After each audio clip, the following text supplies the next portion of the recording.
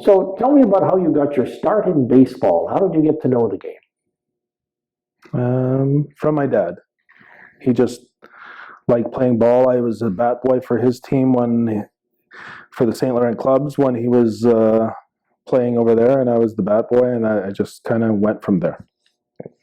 You had a pretty good career. Pretty good is a wild understatement. Midget baseball, you were an all-star both years, and Baseball Manitoba's minor player of the year in 1987. Tell me about your experience in midget baseball and what you recall from that time. It was very good. The ball was very intense, I found at the time. Like, it was a little different than it is now. And the compete level was really high, I found at the time, and I liked to compete at the time. What you say that it was more intense with a high compete level? So what sort of things are you referring to there that we might not see today? I think it's more of a, sometimes it's kind of a social media kind of thing. We weren't as friendly with the other teams, we'll say. And now everyone kind of knows each other and goes to each other like that. Back then, I think we were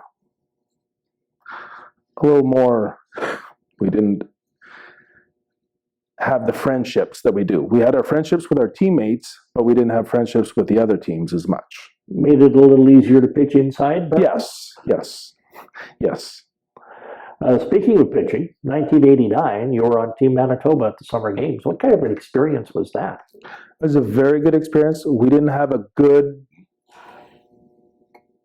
showing because we had a very good team. Like, we had a very deep team at that time. It was a very good team. We just didn't get off to a good start and kind of went sideways a little bit. But it was a very good team that we didn't click at the right time. Did you find that it was beneficial to you as a player? Did you feel that you gained a lot by Absolutely.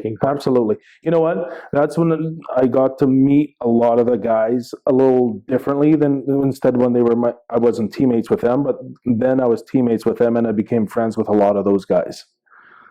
And that helped you as a player? Yes, it did. Because it's nice to meet the other guys, and now I'm friends with a lot of them at the moment. And then from 89 to 90, you went from the Canada Summer Games and from your local baseball to Victor Valley College of California Foothills Junior College Conference. Yes. And you went there on a baseball scholarship. Yeah. I'm guessing that at that time in Manitoba, getting a baseball scholarship for a player in Manitoba was not that easy or didn't happen very often. No. How did that come about? You know what? We had a guy that was playing with us that summer that kind of made a connection for us, me and Dave Nychuk, who is in the Hall of Fame as well, that talked to his coaches and things like that and kind of got it over there for worked it out for us over there and said, these guys can play. So we kind of worked out for us that way. Was it a big step up? Yes, it was. Yeah. I struggled my first year. What did you learn? That's hard. Yeah. Did you have to work harder?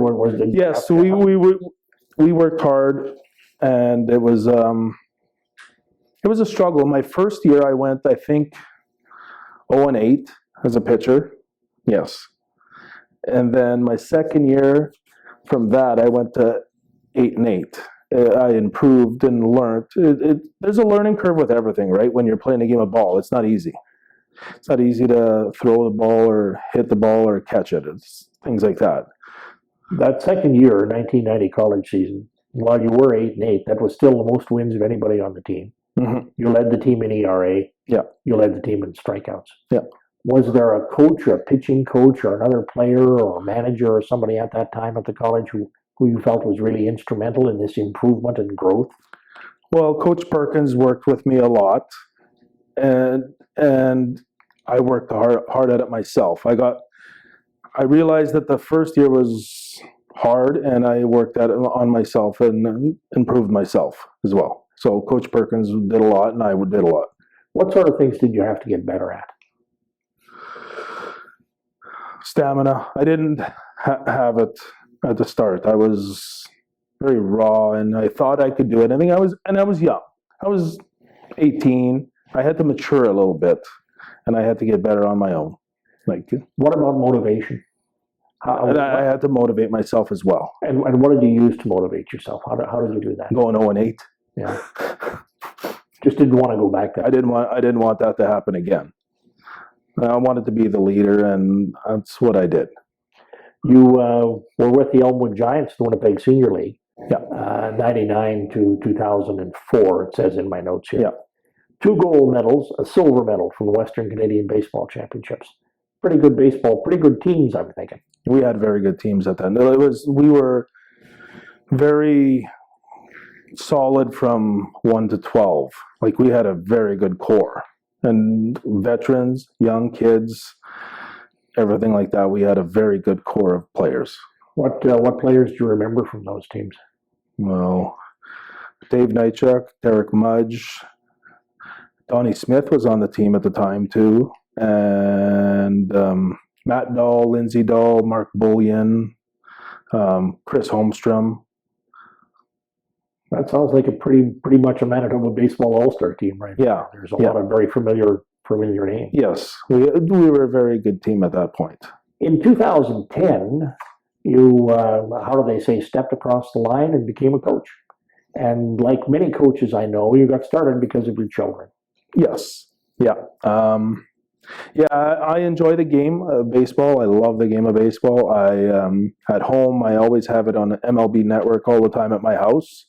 It's just the channel. Even if I'm not watching it, I'm listening to it. And and I teach my kids, coach them both, and we talk about the game all the time, and it's still what I do. And even with my dad, I talk about it all the time. So, is there a philosophy that you employ as a coach? What do you try to do? You know what? Go out, do your best, have fun, work hard. Pretty simple. It's just, come out and have fun. Let's always start with that. Are kids easier to coach these days than maybe what you and some of your friends were? No. There's a little more work.